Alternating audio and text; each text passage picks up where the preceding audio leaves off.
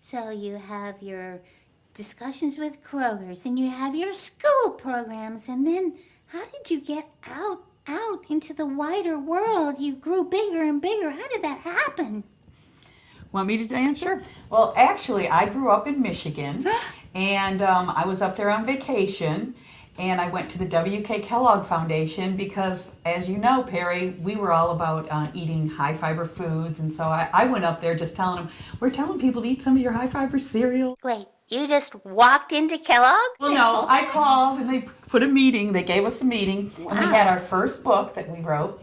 And they took a meeting, and I said, so do you guys want to give us about $1 million They said to no. TV shows? They said no. They're like, no. They just say, come back to us when this gets fleshed out more. Yeah. And so we had then started working with the Georgia Coalition for Physical Activity and Nutrition, and we were writing more books, and every time we'd write another book, we'd send it on up to Kellogg, and then one day they called and said that we'd like to do a little pilot in Mississippi.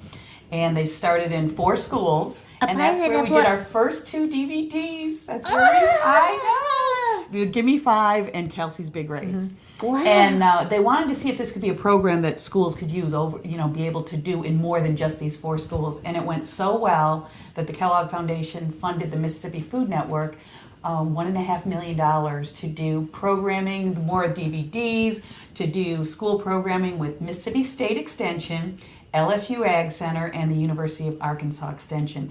And that's where we found out about all these worker bees who are brilliant nutrition experts out in the community, and they're the extension. Fighting the fight against childhood So obesity. their job is to get into the schools and teach health and nutrition.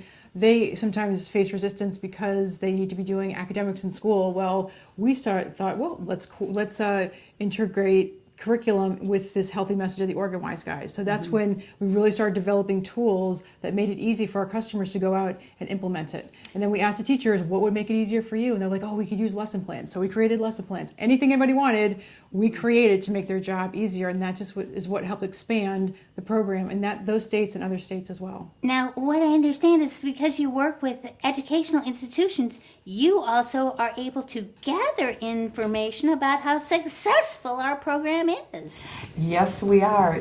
Thanks to another introduction from the W.K. Kellogg Foundation, Barbara Sable was our program director. Hi, Barbara. Hi, Barbara. She actually knew someone, Dr. Danielle Holler, who now is actually the principal investigator on lots of OrganWise Guys programming. Wow. But fortunately, she picked the OrganWise Guys to use in a huge study she was doing at the time.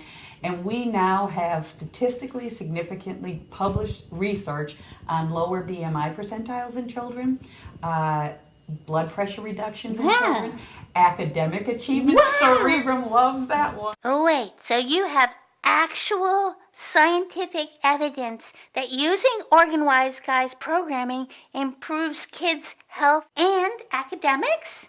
Yes. That is so cool. You guys are firing on all cylinders. And it's so fun for schools to use. But it's not only the classroom portion, it's also the wiser size, which is where the kids get up and do 10 minutes of physical activity while they're doing their math, while they're doing their language arts.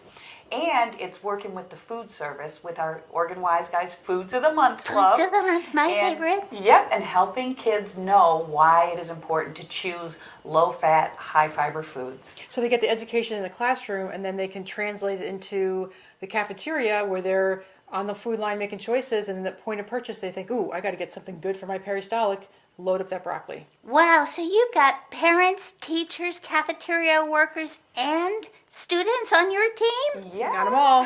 How can we lose?